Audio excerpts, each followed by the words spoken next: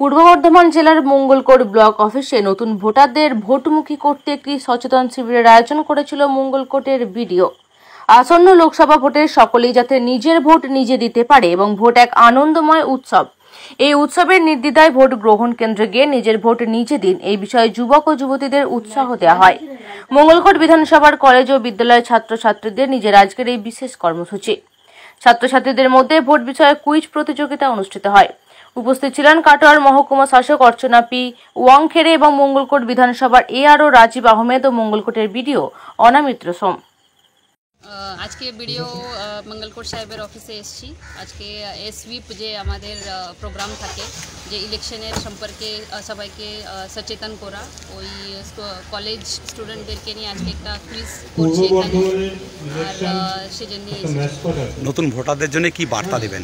নতুন ভোটারদের জন্য এটাই বলবো কি সবাই ভোট করবে ফ্রি অ্যান্ড ফেয়ার, আর কোনো মানে ওদের নিজে যে চাইছে ওই যাবে, সেদিন যাবে আর ভোট করবে।